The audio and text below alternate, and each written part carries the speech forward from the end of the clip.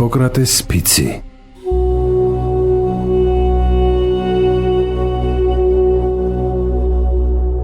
ფიცავ აპოლონ მკურნალსა, ასკლეპიოსსა, ჰიგიენასა და პანაცეას და ყველა ღმერთსა და ქალღმერთსა, მოწმეება თუ რაცხრა მათ, რომ კეთილსინდისიერად, ჩემის ძალღონისა და ჩემის მიხვედრილობის შესაბამისად, აღვასრულო ქვემორე აღთქმა და წერილობითი ვალდებულება. ვინ შემასწავლა მკურნალობის ხელოვნება, ჩემი მშობლების თანასწორად მივიჩნიო იგი. გაუნაწილო მას ჩემი მონაგარი და საჭიროებისას შევეწიო გასაჭირში. მისი შთამომავალნი ჩემს ძმებად მივიღო და ეს ხელოვნება, თუ კი ისინი მის დაუფლებას მოისურვებენ, შევასწავლო უსასყიდლოდ და ყოველგვარი პირობის გარეშე. რჩევა და რიგებანი, ზეპირი გაკვეთილები და ყოველივე დანარჩენი მოძღვრებისა, ვამცნო ჩემს ძეთ ჩემი მასწავლებლისა და მოწაფეებსაც, რომელნიც შეკრულნი არიან ვალდებულებითა და ფიცითა საექიმო კანონისა და კვალობაზე და არავის ვამცნო სხვას. ჩემი ძალღონისა და მიხედულობის შესაბამისად, მხოლოდ და მხოლოდ სასარგებლო განწესება დაუდგინო ავადმყოფს და ავერიდო ყოველგვარ ვნების მიყენებას და უსამართლობას. არ მივცე არც ერთ მთხოვნელს მომაკვდინებელი საშუალება და არც გზა ვასწავლო ასეთი ზრახვის შესრულებისა. ასევე არ მივცე არც ერთ ქალს მუცლის მოსაშლელი პესარიუმი. სპეტაკად და უმციკლოდ მოვიხმარო ჩემი ცხოვრება და ჩემი ხელოვნება, რომელ სახლშიც შევიდე, მხოლოდ ავადმყოფის სასიკეთოდ შევაღო ამ სახლის კარი და არ იყოს გულსა ჩემსა წინა განზრახვა, უმართებულობა და ავისურვილი. მით უმეტეს ზრახვანი სამიჯნურონი ქალთა მიმართ და რუშობის ნდომა კაცთა მიმართ, არცა აზატთა და არცა მონათა მიმართ. ოდეს მკურნალობის ჟამს ან თუ სხვა დროს ყური მოვკრა ან დავიხილო რაიმე კაცთა ცხოვრებიდან, რაიცა არ უნდა იქნეს გამჟღავნებული, საიდუმლოდ მივიჩნიო და არავის გავუმხილო იგი. და მე განუხრელად შემსრულებლისა ფიცისა, ბედნიერება მხვდეს ცხოვრებაში და ჩემსა ხელოვნებაშიც და მადიდონ კაცთა უკუნითი უკუნისამდე, ხოლო უკეთუ დავარღვიო ფიციან და ცრუ აღთქმა დავდო, პირ უკუ მომეგოს მე.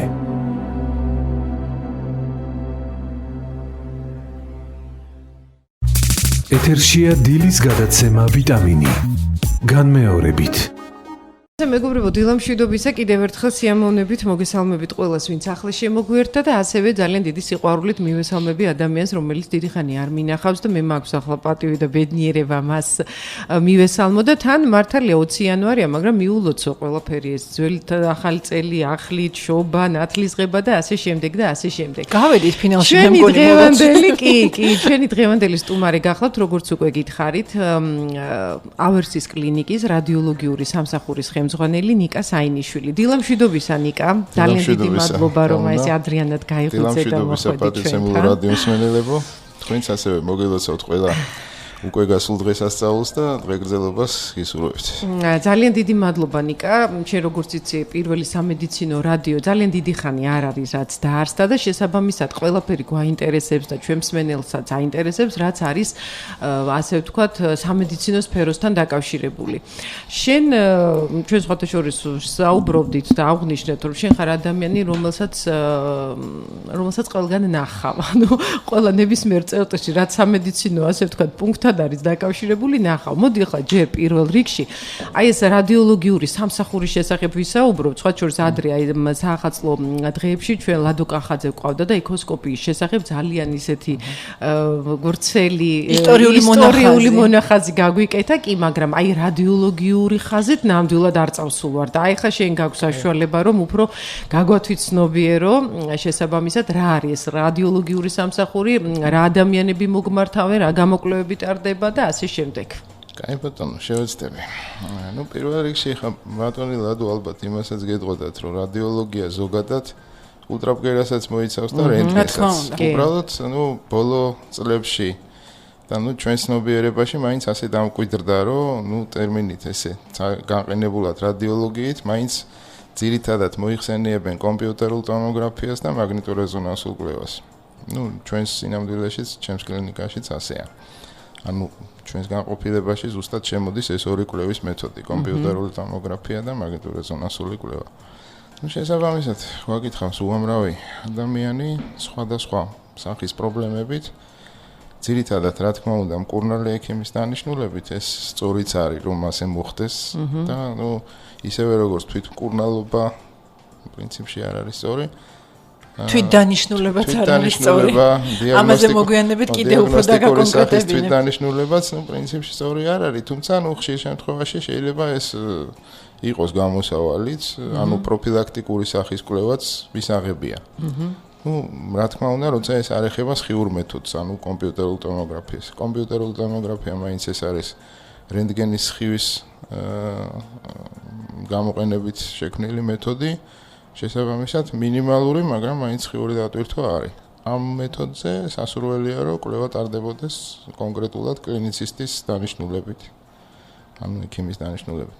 რაც შეეხება მაგნიტურეზონანსულ კვლევას, მიუხედავად იმისა, რომ საკმაოდ ხანგრძლივია, ცოტა დისკომფორტულია დახურული სივრცისა თუ ხმაურის გამო, მაგრამ სხიური დატვირთვის შემცველი არ არის, შესაბამისად უსაფრთხოა და ამიტომ მაინც ტოვებს გარკვეულ პროცენტს იმისას, რომ აქ შეიძლება ადამიანი მოვიდეს საკუთარი ინიციატივით, ჯამრთელი ადამიანი პროფილაქტიკურ გამოკვლევაზეც. თუმცა ეს არის ძალიან ძვირადღირებული სიამოვნება იმისთვის, რომ პროფილაქტიკის ყველაფერს გაიგებს, სიამოვნების არ მოგახსენოთ, ძვირადღირებული ნამდვილად არის, ჩვენს არა, როცა ეხა დიაგნოსტიკაზეა საუბარი და გინდა რომ ზუსტი მონაცემი ქონდეს, ეს უკვე სიამოვნებაა, რადგან ეხა დიაგნოსტიკა ბევრ ამას განაპირობებს, ხო? და ის ზუსტად გაიგებს, თავის ჯანმრთელობის მდგომარეობას. ესე იგი, თლათესი მარტივად არ არის. მაინც საზოგადოებაში გავრცელებულია აზრი, რომ მივიდა გამოსაკვლევად კომპიუტერთან. და ჩვენ ამ კომპიუტერის გვირაბში მოვათავსებთ, გარკვეული დრო იქნება იქ და კომპიუტერი მას დაუსვამს დიაგნოზს. კი, ელოდებიან ამას. ხო, სამწუხაროდ ეს ასე ცხადია არ არის. ის კომპიუტერი ამ შემთხვევაში ეს იქნება კომპიუტერული ტომოგრაფი, თუ ეს იქნება მაგნიტურეზონანსული ტომოგრაფი, ეს არის სადიაგნოსტიკო მანქანა. ძალიან რთული შესაბამისად დატვირთული უამრავი სახის პროგრამული პაკეტებით, მაგრამ მაინც მანქანა. მას თუ შესაბამისი ბრძანება არ მიეცი და მე მის მიერ მოპოვებული ვიზუალური ინფორმაცია არ გაანალიზე, ის თავისთავად არაფერს არ დაგვიწერს, არაფერს არ გვეტყვის და ეს დარჩება არაფრის მთქმელ ფოტოსურათად. კი ბატონო, ზუსტად რომ ფოტოსურათად. ჩვენ თუ გვინდა რომ არ ვიყოთ უბრალოდ ფოტოგრაფები, მაშინ ესე იგი უნდა ვერკვევოდეთ ამ ვიზუალურ ინფორმაციაში, რასაც ვიღებთ ტომოგრაფიდან. სწორედ ამიტომაც მიხდება ხოლმე ხშირად პაციენტების ამ რწმენის გაქარწყლება, რომ დამთავრდა კვლევა და მათ ჯერ არ აქვთ ინფორმაცია. პასუხი, ხო. და ინფორმაცია აქვთ მეორე დღეს. ყოველ შემთხვევაში ჩვენ სინამდვილეში, ჩემთან კლინიკაშიც და სხვაგანაც ბევრგან, მსოფლიო გამოცდილებითაც ასეა. რადიოლოგიური დასკვნა ფორმდება მეორე სამუშაო დღეს. კი, გეთანხმებით. მიხდება ხოლმე ამის ახსნა, რომ კი, თქვენი გამოკვლევა დამთავრდა, მაგრამ სამწუხაროდ ის რასაც თქვენ ხედავთ, ის არ გიწერთ დასკვნას მე გიწერთ და მე ამისთვის დრო მჭირდება. მეორე დღემდე დაიცადე. მეც მოკდავი ვარ და შეიძლება შეცდომა როგორც აი ულტრასონოგრაფიაში, ამიტომ მინდა დრო. როგორც ულტრასონოგრაფიაში, ეხოსკოპიას გულისხმობ ახლა რა თქმა უნდა ფართი მსმენელისთვის გასაგებად რომ ვისაუბრო. აი, როდესაც მას გავდიოდით, ასე ვთქვათ, მაშინ ეს MRI და CT იყო ახალი ხილი. თქვენ ჩემზე ბევრად ახალგაზრდა ხართ. არა, მაინც ახალი ხილი იყო. მადლობა კომპლიმენტისთვის, მაგრამ მე მგონი არც მასია საქმე, მაგრამ მე ცალკე თემა. აი, სურათის გამოყვანას, ეგრეთ წოდებული დაჩიკი თუ რა ქვია მას, ხო? გადამცემით ქონდა თავისი ხელოვნება იყო ეს ცალკე და ეს ცალკე ცოდნა იყო. ერთი მხარე არო რომ დაადებ ამ გადამცემს შეიძლება თვითონაც სპონტანურად ყველაფერი გამოჩნდეს, მაგრამ ამას ყველაფერს უნდა გამოყვანა, ხო? ალბათ ანალოგიური სიტუაცია ხა დარწმუნებული გაცილებით უფრო სირთულესთან გვაქვს. იცით რა მინდა, აი შიდა სამზარეულოს რატომ მინდა ჩავახედოთ ჩვენი მსმენელი, იმიტომ რომ თქვენი თქმის არ იყოს მართლა როგორ კაცო ეს ამხელა კვლევა ამდენი ღირს და იქ ყველაფერი უნდა ჩანდეს და ვერ დაინახა და არ გამოჩნდა და ელოდებიან რომ აი არ ვიცი რას ელოდებიან ამ შემთხვევაში. ელოდებიან მაქსიმალურს, კი, რა თქმა უნდა. ადამიანი ბუნებით მაქსიმალისტია. მაგრამ იცით რა მინდა კიდე თქვათ რომ აი რომელი ორგანო ვთქვათ უფრო არასასურველი მუქად ჩანს, პირიქით კარგი ნათლად ჩანს, აი ოდნავი განათლება ეს რაც შეიძლება პოპულარულ ენაზე რომ აი ოდნავ გავაცნობიეროთ ჩვენი მსმენელი. მოგახსენეთ. პირველ რიგში დავიწყოთ განსხვავებით ულტრაბგერისაგან. მართალი ბრძანდებით ულტრაბგერაში იმაზე როგორ უჭირავს კვლევარს ეს გადამწოდი, დაჩიკი როგორც ამბობდნენ, ამაზე ძალიან ბევრი რამ არის დამოკიდებული. ამიტომაც ულტრაბგერა არის მაინც სუბიექტური მეთოდი. დიახ. ანუ ეს არ არის დაუშვათ ისე რომ ულტრაბგერის გამოსახულება ჩაიწერე და წაიღე და ვიღაცას ანახე. ეს ან გააგზავნე ან ანუ ეს მეთოდი სუბიექტურია და დიდ ნაწილად დამოკიდებულია მკვლევარზე. ამისაგან განსხვავებით უკვე კომპიუტერული ტომოგრაფია იქნება ეს ციფრული რენტგენიც კი. ციფრული რენტგენი, კომპიუტერული ტომოგრაფია, მაგნიტურეზონანსული კვლევა, პოზიტრონული ემისიური კვლევა, სინტიგრაფია, ესენი ყველა უკვე არის ობიექტური რადიოლოგიური მეთოდები. ანუ აქ პაციენტი არის ამ გამოსაკვლევ არეალში და არის ესე ეგრეთ წოდებული სტანდარტული კვეთები. და გარდა ამისა მრავალი კიდევ თვითონ მკვლევარის მიერ შემოთავაზებული კვეთები, მაგრამ ეს არის ასე ვთქვათ ორთოგონალურ სიბრტყეებში დალაგებული, შეიძლება მისი ჩაწერა და ციფრული სახით გადაცემა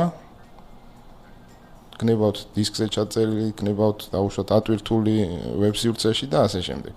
ამიტომ ეს გამოსახულებები მეტწილად ობიექტურია. შესაძლებელია სხვადასხვა კვლევისას მიღებული გამოსახულებების შედარება, სხვადასხვა კლინიკებში მიღებული გამოსახულებების შედარება, სხვადასხვა ქვეყნებში მიღებული გამოსახულებების შედარება. ეს ყოველდღიური პრაქტიკაა უკვე რადიოლოგიაში. რაც შეეხება როგორ გამოიყურება დაუშვათ ესა თუ ის პათოლოგია, ხო, ამისათვის მოგვიწევს საკმაოდ ვრცელი ანატომიური ექსკურსიის ჩატარება. პირველ რიგში იმისათვის რომ გავერკვეთ როგორ გამოიყურება ესა თუ ის პათოლოგია, უნდა კარგად გავერკვეთ რენტგენო ანატომიაში. ამ თუ იმ ორგანოსი. ძალიან ბევრი ელოდება რომ როგორც ანატომიის წიგნებში ესე ხილულად დახატული გული წითელი ფილტვი ასე არ არის. სამწუხაროდ ეს ასე არ არის ხოლმე მომიწევს ამ გავრცელებული ესე ვთქვათ აზრის დანგრევა სტერეოტიპის დანგრევაც საქმე იმაშია რომ ყველა ეს სამგანზომილებიანი ფერადი ციფრული და პანორამული მოდელი ეს არის პოსტპროცესინგის ანუ გამოკვლევის შემდეგ მათემატიკური დამუშავების შედეგად მიღებული. და რაც შეეხება თვითონ დიაგნოსტიკური რადიოლოგიური გამოსახულება, ის აუცილებლად არის შავთეთრი და ორგანზომილებიანი. ამაზეა მერე აგებული ყველა ეს შემდგომი დამუშავება და ის ყველა ლამაზი ფერადი სურათი მიიღება უკვე შემდგომ. და ნიკა, ის საინტერესოა, ძირითადად მე ვფიქრობ, მე ასე ვიცი ყოველ შემთხვევაში, რომ ყველა ასაკის ადამიანი მოდის, ხო? აი ბავშვები, ასაკობრივი შეზღუდვა არ არის. განსაკუთრებით ეს ეხება მაგნიტს, მაგნიტისთვის შეზღუდვა არ არის, ორსულობაც კი. ანუ ორსულობის მხოლოდ პირველი ტრიმესტრია, სადაც ითვლება, რომ MRI შეიძლება ჩატარდეს მხოლოდ სასიცოცხლო ჩვენებისას. მეორე ტრიმესტრიდან და მესამე ტრიმესტრში კვლევა ტარდება რუტინულად. ნებისმიერი ორსულის და არაორსულის, ანუ დედის პათოლოგიის მხრივ, ან დაუშვათ ეჭვით ნაყოფის პათოლოგიაზე.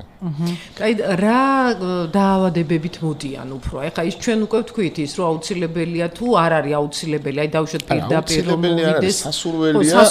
სასურველია, რომ კვლევა იყოს მკურნალი ექიმის მიერ დანიშნული. თუნდაც იმიტომ, რომ კვლევა საკმაოდ დიდი დრო ჭირდება. ალბათ შენ მერე როდესაც პასუხს წერ ის მიდის ექიმთან, ხო? ამ თავისი ასე ვთქვათ პასუხით.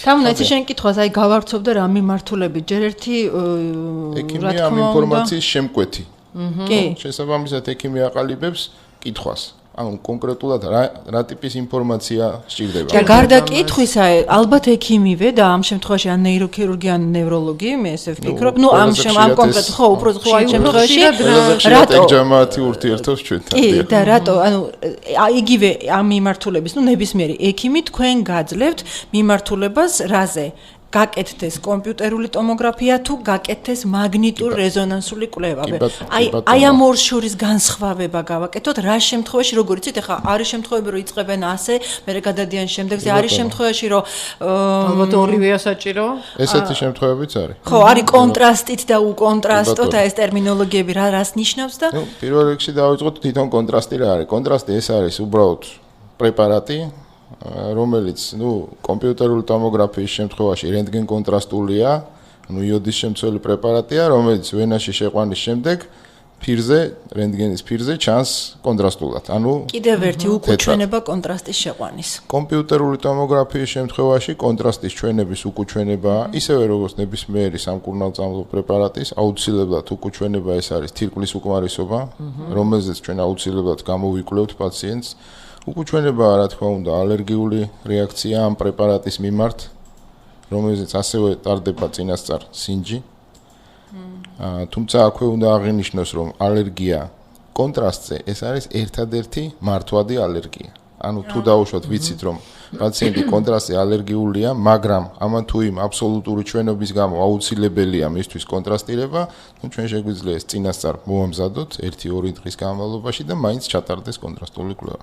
ანუ კონტრასტის შეყვანამდე თქვენ გაქვთ, ესე იგი პაციენტს აქვს თქვენთან შეხვედრა, გასაუბრება, სინჯის გაკეთება და შემდეგ პაციენტი აუცილებლად, ну ყოველ შემთხვევაში ჩემს სინამდვილეში ასეა, აუცილებლად პაციენტი ავსებს წინასწარ კითხვარს, სადაც ჩამოთვლილი არის სწორედ ის ინფორმაცია, რომელიც ღირებულია კვლევის წინ, რომ ვიცოდეთ, სადაც აუცილებლად არის კითხვები კონტრასტირების შესახებ. თუ არ იცის არაფერი სინჯს, რა თქმა უნდა თქვენი თქმით. თუ არ იცის, ну გამოვიკითხავთ ანამნეზს და თუ არის აუცილებლობა, სინჯს აუცილებლად დავნიშნავთ ჩვენ თვითონ. გასაგებია. კი ბატონო. და რაც შეეხება კვლევის სახეობა და კონტრასტულია თუ არ არის კონტრასტული საჭირო, ამას ну წინასწარ სწორედ მკურნალ ექიმთან გასაუბრებისას ვადგენთ. შენ შემთხვევაში მე თვითონ ვწყვეტ კონტრასტირების საჭიროებას ან კვლევის მეთოდის ამა თუ იმ მეთოდის გადაწყვეტას ესეც მიწევს ხოლმე. ხშირ შემთხვევაში პირდაპირ მკურნალი ექიმის მიერ არის დანიშნული კონკრეტული კვლევა, ან კონკრეტული კვლევის მეთოდი, ან არის შემთხვევები, როდესაც კონტრასტირებაც კი პირდაპირ დაკონკრეტებულია, ეს რა თქმა უნდა უფრო მოსახერხებელი და კომფორტულია რადიოლოგისთვისაც. იმიტომ რომ იცის რა. ეხლა განსხვავება კომპიუტერულ ტომოგრაფიასა და აი ნოზოლოგიების მიხედვით, სად არის თუ არის აბსოლუტური ჩვენებები, რომ ამ შემთხვევაში აუცილებლად უნდა წავიდეთ მაგნიტურ რეზონანსულ კვლევაზე და კი ბატონო. დავიწყოთ, ну განსხვავებიდან, როგორც თავიდანვე აღვნიშნეთ, კომპიუტერული ტომოგრაფია სხიური მეთოდია, მაგნიტურ რეზონანსული კვლევა, ну კვლევის ძირითადი პარამეტრები დამყარებულია ძლიერ მაგნიტურ ველში ორგანიზმში არსებული წყალბადის პროტონების ენერგეტიკულ დონეებზე ცვლა და ამ დროს გამოსხივებული ენერგიის აღრიცხვა. ანუ ერთი სხიური მეთოდია, მეორე არა. შესაბამისად, კომპიუტერული ტომოგრაფია ეს არის ბევრად უფრო სწრაფი და ამ თვალსაზრისით პაციენტისთვის კომფორტული, შესაბამისად, ეგრეთ წოდებულ სასწრაფო და გადაუდებელ შემთხვევებში მეტწილად გამოიყენება სწორედ კომპიუტერული ტომოგრაფია. განსაკუთრებით ეს ეხება ტრავმებს, პოლიტრავმებს, ამ დროს კეთდება კომპიუტერული ტომოგრაფია და მხოლოდ ის. ეს იქნება საყრდენ-მამოძრავებელი აპარატის, თუ ეს იქნება ფილტვების, მუცლის ღრუს, ნევროლოგიურ შემთხვევებში თავის ტვინის. ამ მწვავე ტრავმაზე კეთდება კომპიუტერული ტომოგრაფია და მხოლოდ. ну ეს რასაკვირველია განპირობებულია იმითაც თუ რა ინფორმაციას ვეძებთ ამ დროს. მწვავე ტრავმის დროს ცხადია ვეძებთ, ხომ არ არის ძვლის დაზიანება, ხომ არ არის სისხლჩაქცევა. ერთიც და მეორეც მშვენივრად ვიზუალიზდება კომპიუტერულ ტომოგრაფიაზე. ამიტომ ველოსიპედის გამოგონება აღარ არის საჭირო, ტარდება ეს ერთი მეთოდი და ამით მთავრდება. რაც შეეხება მაგნიტურ რეზონანსულ კვლევას. ნევროლოგიურ შემთხვევაში და უნდა აღინიშნოს, რომ მაგნიტურ რეზონანსული კვლევა პირველად შეიქმნა სწორედ ნევროლოგებისთვის და მხოლოდ შემდეგ გაჩნდა უკვე იქ სომატური კვლევების სეგმენტი. ამიტომ ნევროლოგებისთვის ეს გეგმიურ შემთხვევაში არის შეუცვლელი მეთოდი. ну კერძოდ ზურგის ტვინის გამოკვლევისთვის ეს ნომერ პირველი და ხშირად ნომერი უკანასკნელიც არის. ну ზურგის ტვინი ყველაზე კარგად ვიზუალიზდება მაგნიტზე. ან შეეხება სასწრაფო შემთხვევებს, მაგნიტურ რეზონანსული კვლევის დროს სასწრაფო შემთხვევა არის 2. ეს არის სწორედ პირველი ზურგის ტვინის მწვავე ტრავმა, როდესაც უბრალოდ აუცილებელია გარდა ხერხემლის ძვლოვანი სტრუქტურებისა თვითონ ზურგის ტვინის ვიზუალიზება და შეფასება. ამ ინფორმაციის მიღება გვიწევს მაგნიტურ რეზონანსული კვლევით და გვინდა თუ არ გვინდა დღის ნებისმიერ დროს და ხშირად ღამისად გვიწევს ამის გამო მაგნიტურ რეზონანსული კვლევის ჩატარება და მეორე ეს არის სინუს თრომბოზის, ანუ თავის ტვინის მსხვილი ვენური სისხლძარღვების თრომბოზის კლინიკური ეჭვი ორსულებში. რატომ ორსულებში? იმიტომ რომ არა ორსულებში იგივე ინფორმაციის მიღება შეიძლება კონტრასტული კომპიუტერული ტომოგრაფიითაც. და ორსულ კომპიუტერული ტომოგრაფია ვერ უტარდება სხიური დატვირთვის გამო, ამიტომ ეს კვლევა ხდება სასწრაფო ჩვენება, მეორე სასწრაფო ჩვენება მაგნიტისთვის. ყველა დანარჩენი კვლევა მაგნიტურ რეზონანსულ კვლევას გულისხმობს. არის გეგმიური. ნიკა, ასევე საინტერესოა, რომელი ავადმყოფობები არის ესე, მოდი ესე ვიტყოდი, უფრო აი რომელთან გიხდება უფრო შეხება ყველაზე ხშირი რომელია ეს? ყველაზე ხშირი ეს არის ხერხემლის პათოლოგია და თავის ტვინის. ნუ სხვადასხვა რა თქმა უნდა. ახლა თავის ტვინის მაგალითად ყველაზე გავრცელებული ჩივილი ეს არის თავის ტკივილი, არა მარტო ჩვენგან, მთელ მსოფლიოში.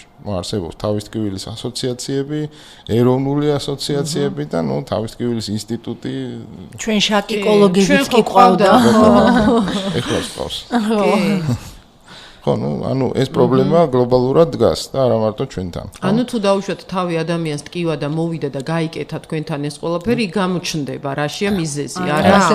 ასე არ ხდება? იქ გამოჩნდება არის თუ არა ანატომიური დაზიანება, რომელიც შეიძლება იწვევდეს თავის ტკივილს. და ხშირ შემთხვევაში, როცა არ არის ანატომიური დაზიანება, ეს რა თქმა უნდა არ ნიშნავს, რომ იმ ადამიანს თავი არ ტკივა და იგონებს.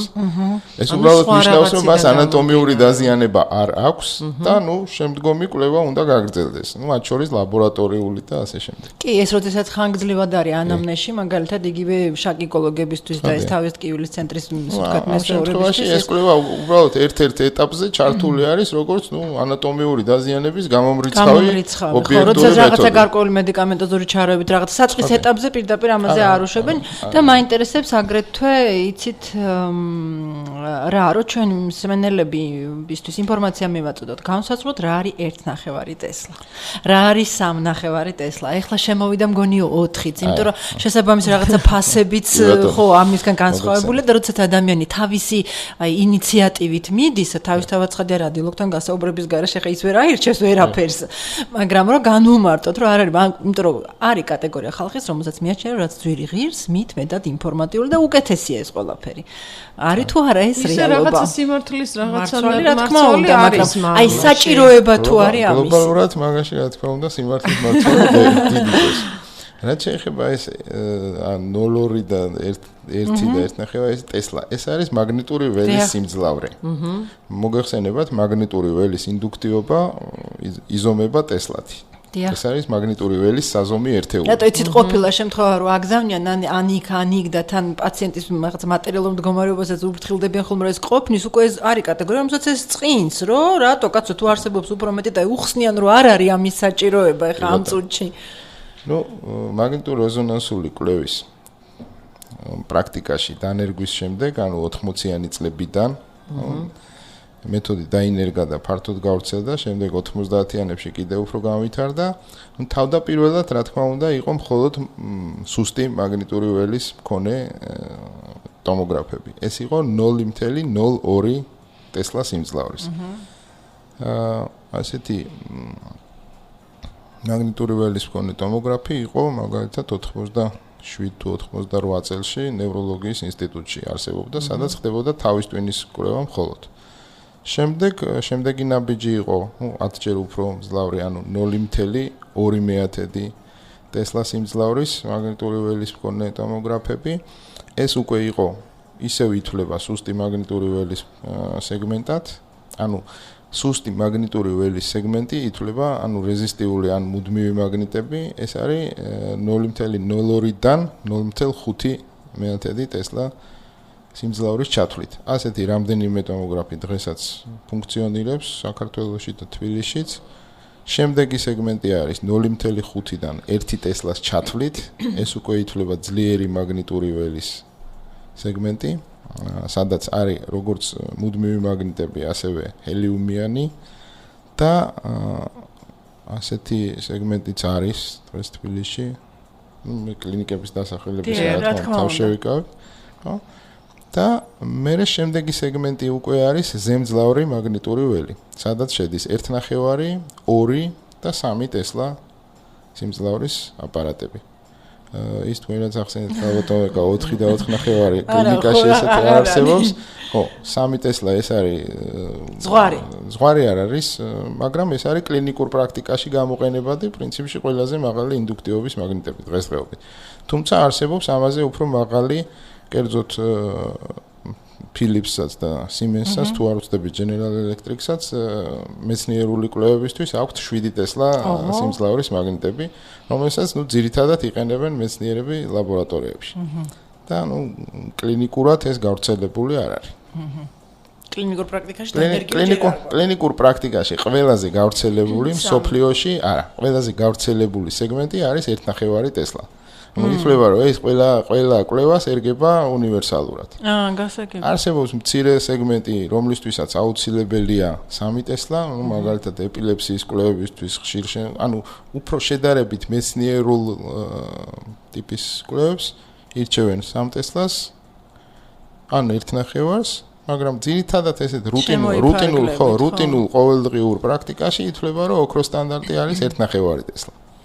სუსტი მაგნიტური ველის ტომოგრაფები აქ ძირითადად გამახვილებულია მაგალითად 0.2-დან 0.5 ტესლაზე ეს ღია მაგნიტებია, პაციენტი რომელსაც კლაუსტროფობია აქვს, ეგრეთ წოდებული დახურული სივრცის შიში, ღია მაგნიტში უფრო კომფორტულად გრძნობს თავს. თავიდანვე ეკითხებით მას, ამიტომ თუ დავუშვათ ჩვენ გვაქვს ისეთი შეკითხვა, რომლისთვისაც, მაგალითად ან ხერხემლის რომელიმე პატარა სეგმენტის კვლევა სადაც შესაძლებელია სუსტ ველზე მიღებული ინფორმაცია ღირებულია და პაციენტის წინასწარ განწყობა ვიცით და მისი კომფორტზე ცხადია უზრუნავთ, მაშინ უნდა ურჩიოთ სუსტი მაგნიტური ველის აპარატი ღია კონტურით, სადაც ის თავს კომფორტულად იგრძნობს. ყველაზე ხანგრძლივი რა ვადა არის გამოკვლევის, რამდენი დრო გრძელდება? საქმე იმაშია, რომ კვლევას ამ შემთხვევაში MRT მაგნიტორეზონანსულ ტომოგრაფიას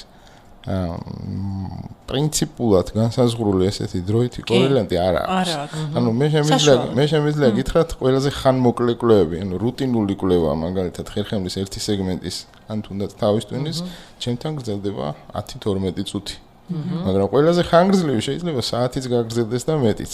ის გვირაბი და ის კლაუსტროფობის შიში უკვე მართლა გასათვალისწინებელია და აქ არ არის მეზობლი 10 წუთი მოიწმინე. ხანგრძლივობა რუტინულ რეჟიმებში, რუტინულ ფორმატში არის გარკვეული რამდენიმე რეჟიმი, რომლითაც ვიღებთ მინიმალურად საკმარის ინფორმაციას. მაგრამ შემდგომში უკვე თუ აქ რაიმე სტრუქტურული პათოლოგია აღმოჩნდა და დაგჭირდა დამატებითი რეჟიმების დამატება, ეს კვლევა უსასრულოდ არ აგრძელებს, რა თქმა უნდა, მაგრამ შეიძლება საკმაოდ გახანგრძლივდეს. მოდით ასე დავსვათ კითხვა. ეს კვლევები რამდენად მავნეა ჩამტარებლისთვის, ანუ თქვენთვის? ჩამტარებლისთვის, საკმაოდ მავნეა ხმაურის თვალსაზრისით. სულ რამდენი ხანი გიწევთ ახლა, ხო? დილიდან საღამომდე ამ საქმეს ემსახურებით. დილიდან საღამომდე მონოტონურ ხმაურს ვისმენთ. ხმა დანარჩენი სხვა მხრივ? მაგნიტური ველის გამოსხივებისგან არსებობს დამცავი ეკრანები, თვითონ აპარატი ფარადეის კამერაშია მოთავსებული, მინაც დამცავი ბადით არის აღჭურვილი, ამიტომ მაგნიტური ველისგან დაცული ხარ, რა თქმა უნდა. ხმაურისგან სამწუხაროდ ვერ ხარ. ესე იგი ოტორინოლარინგოლოგიური გამოკვლევა თქვენ უფასოდ გეკუთვნის პრაქტიკულად სმენისთვის. რძე ალბათ არა, მაგრამ სმენის გამოკვლევა ალბათ. ასევე საინტერესო ხარ, როდესაც დაიწყე ამ სფეროში, ასე ვთქვათ, ხო, მოღვაწეობა, მუშაობა, ტექნიკის თვალსაზრისით, დაუშვათ რაღაცა წინსვლა ალბათ იქნება, ხო? ეხლა როგორც ნებისმიერი მობილურებიდან რო დავიწყეთ ეხლა დიდი მობილურებით და მოვედით რაღაც. ამ შემთხვევაში რა ხდება? კი ბატონო. პირველ რიგში დავაკონკრეტოთ და დედამიწაზე დავეშვათ, მოღვაწეობა არა, მუშაობა, ხო? ხო, კარგი. მე დიდი ადამიანად მიმაჩნი ხარ და არა მარტო მე სხვათა შორის. მუშაობა. როგორც კი დავიწყეთ, მე დავიწყე რადიოლოგიაში აქტიური მუშაობა 2000 წლიდან, 13 წელია გასული და ცხადია ბევრი რამ შეიცვალა. ბევრი რამ შეიცვალა, თუნდაც იმ გაგებით, რომ ელემენტარულად ამჟამად არის ტექნიკური საშუალებები ჩვენთანაც მათ შორის, რომ შესაძლებელია გამოსახულება მიიღო დისტანციაზე. ამჟამად მე ნებისმიერი პლანშეტიდან შემიძლია ჩემ კლინიკაში ამ წუთას მიმდინარე კვლევის ინფორმაციაც მივიღო. მობილური ტელეფონის ეკრანზეც. ტექნიკა წინ მიდის აშკარად. ტექნიკური საშუალებები ამისი გაჩნდა, უბრალოდ თუ ხელგეწიფება საშუალების გამოყენება, ესე იგი, დროს ნაკლებად კარგავ რუტინულ წვრილვანებზე. ეს ერთი. მეორეს თვითონ დიაგნოსტიკური აპარატურაც დაიხვეწა.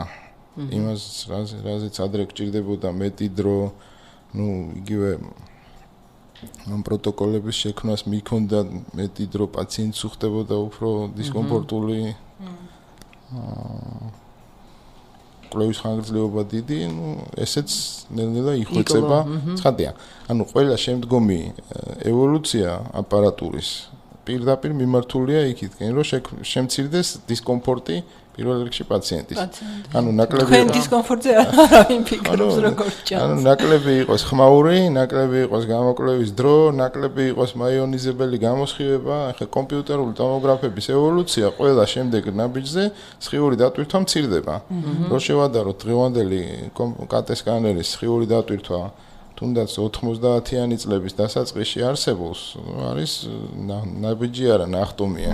დიდი. თორემ ალბათ ფაქტობრივად ჩვენ შეგვიძლია უკვე ჩვენი მსმენელი დავამშვიდოთ და დავაწყნაროთ, რომ ადრე თუ რაღაცა საჭირო იყო. ხიფათი არ ემუქრება. და თან არა, თუ ადრე საჭირო იყო, რომ დავუშვათ არ კეთდებოდა, ან ისეთ დონეზე არ იყო და აი საზღვარგარეთ რომ მიდიოდნენ. ახლა ეს ზოგადად ხო მithumetes ქართველი ადამიანის ბუნება აქ რაღაცა ისე ყველაფერი არ კეთდება და აი მოდი იქ აი ამ შემთხვევაში თქვენ შეგიძლიათ თქვათ რომ შეგვიძლია ერთი რამ უთხრათ, რომ პირველ რიგში ცხადია პაციენტი თავისუფალია არჩევანში და მეორე რიგში დიაგნოსტიკური რადიოლოგია, როგორც წინასწარ აღვნიშნეთ უკვე, ეს არის ობიექტური გამოსახულების მიღების საშუალება. შესაბამისად, ნებისმიერი გამოსახულება შეიძლება მიღებული იქნას A პუნქტში და მისი გადატანა B პუნქტში მოხდეს თავისუფლად ყოველგვარი ინფორმაციის დაკარგვის გარეშე. ამიტომ თუ დაუშვათ პაციენტს აქვს სურვილი რომ ის კონსულტირებული იქნას ექიმის მიერ, მაგალითად ბალტიმორში, მაგრამ არ აქვს საშუალება ბალტიმორში გამგზავრებისა, შეუძლია დიაგნოსტიკური გამოსახულება მიიღოს შანხაიში და იქიდან ბალტიმორში გააგზავნოს და გაგზავნა მოხდება წამებში. უახლოვდები დასასრულს და უბრალოდ აი თუ არის, თუ არა, აი რამე ისეთი რაღაცა დამამახსოვრებელი დიაგნოზი ან რაზე გაწვალებულ ხარ და ბოლოს მიგიღია, აი ესეთი დამამახსოვრებელი სიტუაცია თუ გახსოვთ.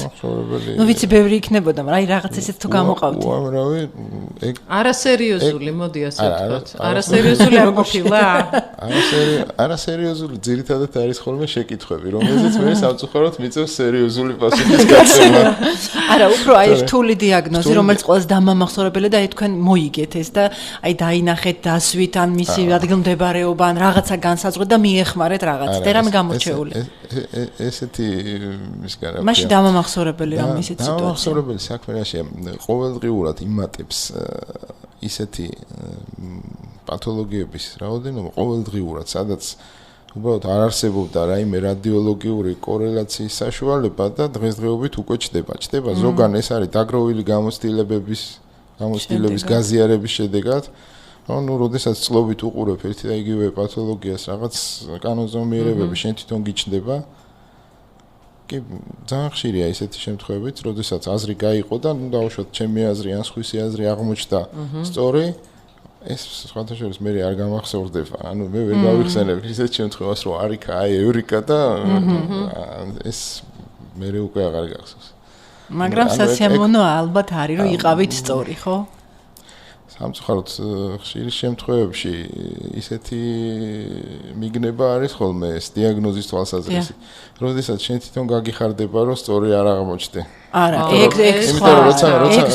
როცა მიაგნებ, იმისთანაც მიაგნებ, რომ პაციენტის სიტუაციიდან გამომდინარე გიხარიათ, რომ არ პაციენტები დამშვიდებულები წამოსულან შენგან.